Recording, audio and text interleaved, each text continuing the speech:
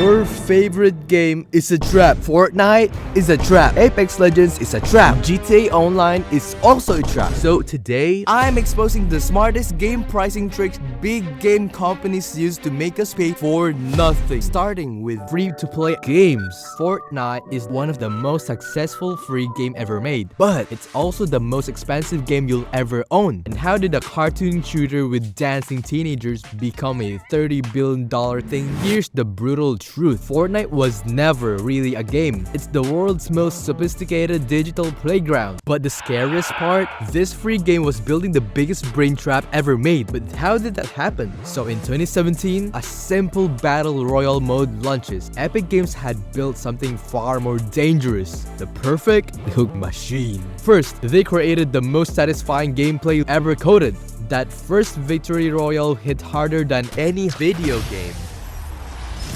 That default skin, people will call you an instant loser. And how about the battle pass? A ticking time bomb of missed opportunities. But the real genius is the live events. Millions logging in simultaneously just to watch a rocket or a black hole? Not playing, just watching though. Because Fortnite stopped being a game and became the world's largest digital hangout. And the turning point when parents started finding 500 credit card bills for V-Bucks. Kids were skipping school to grind for skins, when just one more game into all-nighters. Fortnite didn't just change gaming, it rewired an entire generation's brain chemistry. The next game saw what it did and turned the biggest money trap ever made. Apex Legends did the impossible. It became the biggest battle royale overnight without spending a single dollar on ads. But their secret weapon wasn't luck. It was the most aggressive psychological trap ever coded into a free game. While Fortnite was busy building walls, Apex built the slickest, fast, most stimulating shooter ever made. But here's the dirtiest secret. They didn't just make the game. They engineered the perfect Skinner box disguised as a free-to-play FPS. This was the fastest growing shooter ever. And why did no one see what was really happening? February 4, 2019, there are no trailers, no beta, just the biggest mic drop in gaming history.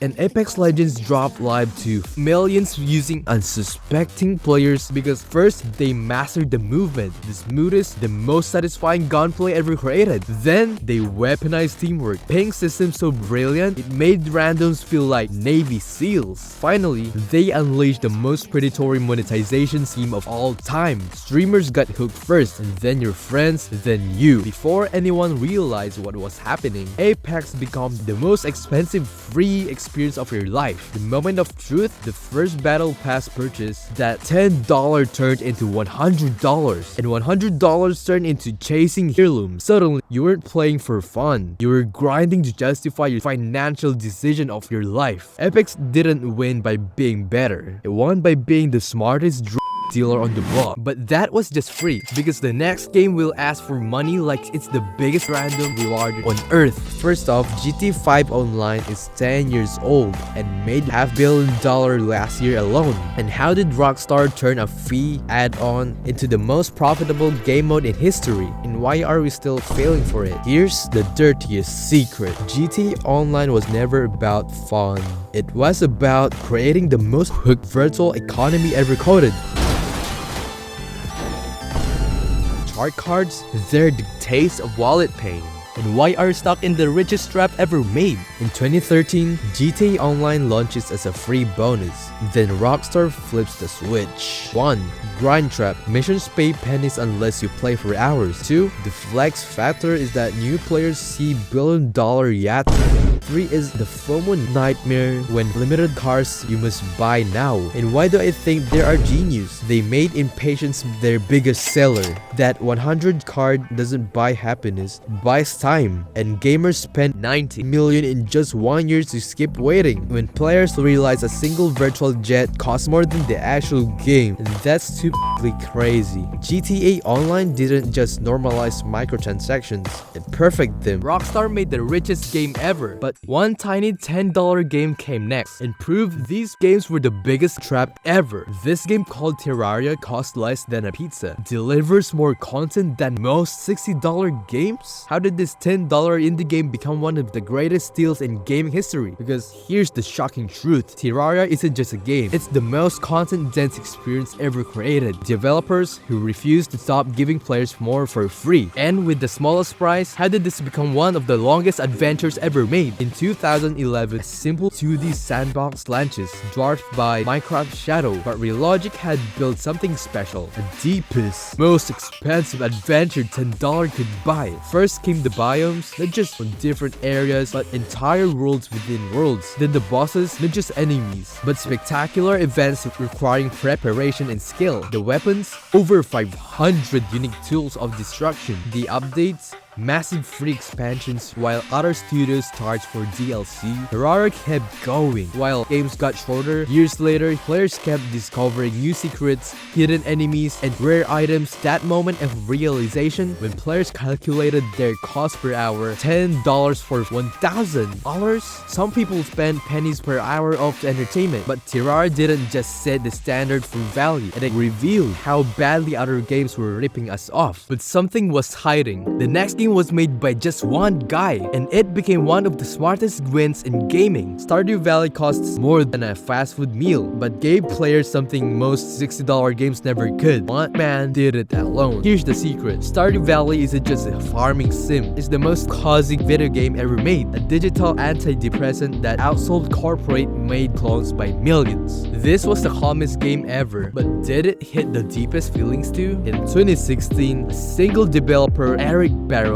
spent 4 years working in isolation. No team, no budget, just pure obsession. It's crazy. And these are the things that made the results. The most stimulating daily cycles since Animal Crossing. Deepest NPC relationships in any indie game. But the real magic, it wasn't just a game, it was a lifeline. Players recovering from burnout, even heartbreaking. The moment it clicked, when players realized they spent hundreds of hours farming and loved every second, like no microtransactions, no battle passes, just unmonetized joy. You know, Stardew Valley didn't just succeed, it revealed how hollow modern games really are. But this cozy farm was just planting seeds. So we went from indie games, and now I am going to reveal the evolution of game pricing from 1980 to 2025, starting with this $20 game gave you the smallest fun for the biggest price. Here's the story. A single Atari game in 1980 cost $20. That's over $70 today for 4 kilobytes of code where our parents got trapped. Here's the brutal truth. Those simple games weren't just entertainment. They were the most valuable childhood memories money could buy, and they were designed to be brutally, beautifully difficult. So how did this become the hardest test for kids ever made? Picture this. You beg your parents for Pac-Man for $20 and weeks of groceries for a single game? What did you get? A yellow blob eating dots, no saves, no continues, just the purest, hardest gaming experience ever created.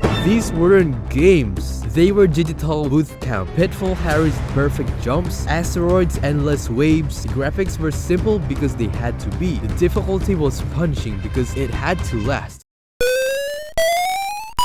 These games weren't meant to be beaten, they were meant to be mastered. The moment of truth when modern gamers try these classics and realize these $20 games from 1980s demand more skill than most $70 game today. We've just been spoiled. These old games were hard, but the next company made the craziest move. So we are now ranging from $20 to $25 to $50. In 1985, back then, $50 felt insane for an 8-bit game, but Nintendo played the long game. There are limited prints because some games had just 500 copies. No re-releases, what you bought was all there was. The next record gets higher. These plastic games were cool, but the next console made prices the scariest we've ever seen. This time we are now ranging $40 to $50. $50 for a PS1 game in 1990, that's $100 today for 4 hours of gameplay. But how did Sony convince an entire generation that this was was normal. And why did people happily pay it? Sony didn't just sell games, they sold the most stimulating status symbols of 90s. Those shiny CD cases weren't entertainment, they were teenage social currency. Every kid wanted one, and how that one game would become the best investment of a lifetime. Picture this, you're 12 years old and that new PS1 game costs 10 weeks of allowance, 25 lawn mowing jobs, your entire birthday money. But Sony made it irresistible, and here are the 3 things why. Number 1 is the hype machine. TV ads that made every game look like heaven. Number 2 is the rental trap. Blockbuster charged $5. The third one is the playground effect. No Tomb Raider and eating lunch alone. It's crazy. The genius part is that they made the cases feel premium. That memory card slot, it was pure psychological warfare. You weren't buying a game, you were buying bragging rights. The moment we realized when Suikoden 2 released at $50 and now sells for $50 again. The next one's gonna have a crazy jump from $50 to $70. That's a week of groceries or 8 hours of half-finished campaign. But how did gaming's biggest studios convince us this was okay? The $70 price tag isn't about inflation. It's the biggest bait and switch in gaming history. This was the fanciest price tag ever, but how it got us feel pricey. 2020, next-gen consoles launched and publishers saw their chances. They sell us the dream, but the real trap, the deluxe edition trap. That $70 base game is just the entry fee. Imagine I made the game and I'll be charging you $10 for the time savers in the game you just bought. Meanwhile, indie devs are delivering 100-hour masterpieces for half the price. Example, Stardew Valley, Hades. Because these games are masterpieces. But the confusing part is when a $70 game launched unfinished and still sold millions, gamer didn't just accept it, they pre-ordered the next one. Just like Cyberpunk 2077, it was a $60 game. $70 seems nice until Nintendo grabs their famous games and makes us pay for more. It's crazy. The most expensive first-party titles in history. How did we go from $60 for a Nintendo game? Like, what the is happening, bro? Nintendo learned the cruel trick in gaming. You'll always pay more for nostalgia. With the Switch 2, about to exploit weaknesses harder than ever. So, Nintendo knew the trick. The fewest copies, the biggest hype. Where did their billions of money come from? In 2017, Breath of the Wild at $60 felt expensive, but justifiable. In 2023, Tears of the Kingdom made us hesitate. In 2025, Mario Kart World at $80 will make us vomit. The strategy is brutal because the moment of surrender is when Nintendo announced $70 Zelda game and it still sells 10 million copies in a week, but $80 is unacceptable. So that is it, guys. I just want to thank you guys so much for watching, and I hope you liked the video, and you may watch another video like this above the screen. Thanks, bro.